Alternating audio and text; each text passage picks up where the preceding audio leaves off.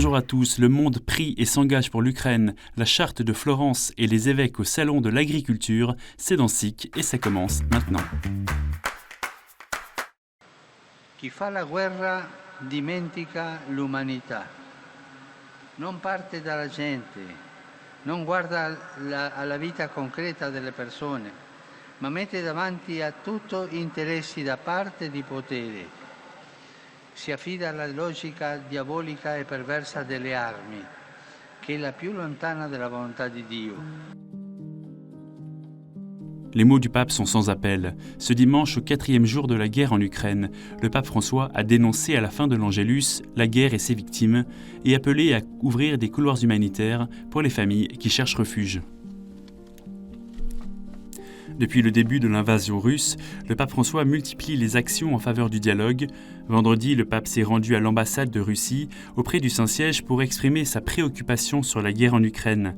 Samedi, il s'est entretenu par téléphone avec le président ukrainien Volodymyr Zelensky. Ce dernier a déclaré sur Twitter que le peuple ukrainien ressentait le soutien spirituel du Saint-Père.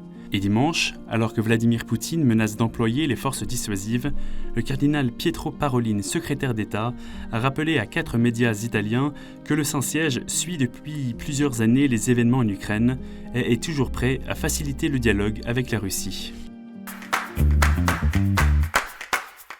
Alors que les combats se poursuivent, l'Europe se mobilise pour porter secours aux 500 000 déplacés ukrainiens qui fuient vers l'ouest. La Pologne accueille plus de la moitié de ces réfugiés, principalement des femmes et des enfants, alors que la mobilisation des hommes de 18 à 60 ans a été décrétée en Ukraine. L'aide à l'Église en détresse, qui soutient les chrétiens ukrainiens depuis plus de 70 ans, a déjà débloqué une aide d'urgence d'1 million d'euros pour les paroisses et le soutien des réfugiés. L'aide d'urgence que nous apportons à la population est essentielle, tant sur le plan matériel que sur le plan psychologique, a déclaré le président de l'AED, Benoît de Blancpré. L'Ordre de Malte international, Malteser, envoie ses volontaires des pays limitrophes à la frontière avec une grande quantité de vivres, de matériel médical et de fournitures de première nécessité. Le chef du département d'urgence de Malteser international, Olivier Hojdez, confie que les volontaires de Malteser Ukraine sont soucieux de la sécurité de leur famille et de leur pays. Ils sont aussi farouchement déterminés à aider les autres. L'œuvre d'Orient a également débloqué un fonds d'urgence. Le cardinal Jean-Claude Ulrich, président de la Comessé, appelle de son côté à créer des corridors humanitaires pour permettre l'évacuation des civils vers l'Europe de l'Ouest. Et ce week-end, les églises du monde entier ont prié pour l'Ukraine.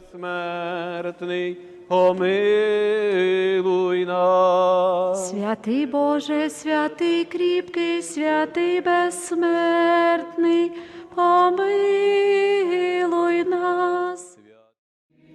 І дарував, життя за людей віддав, книгу життя.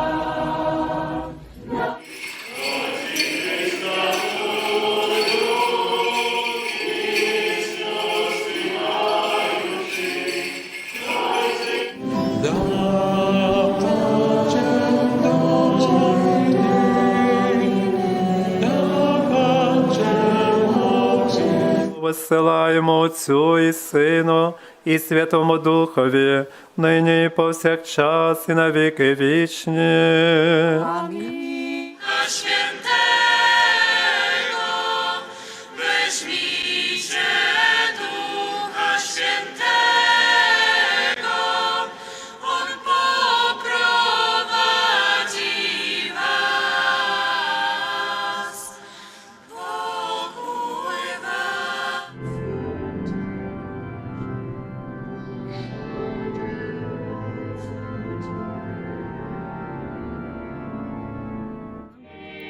para que tu pueblo goce de ti.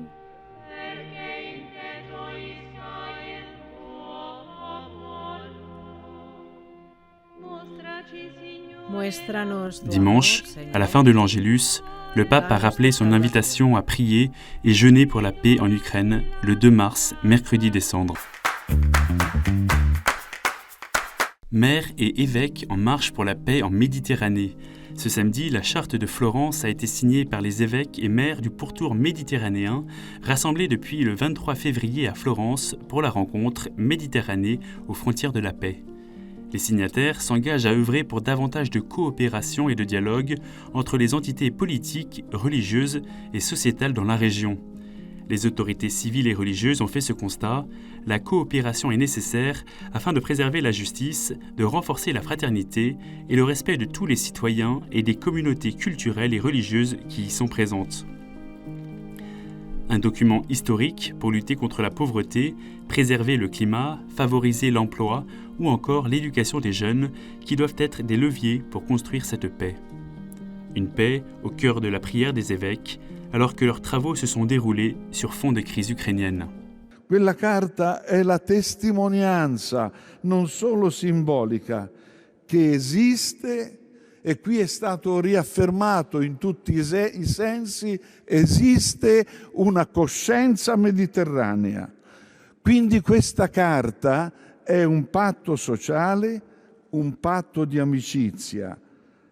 La carta di Firenze è davvero un raggio di sole in questo momento in cui attorno a noi sentiamo il rumore delle armi e sembra esserci tanto buio.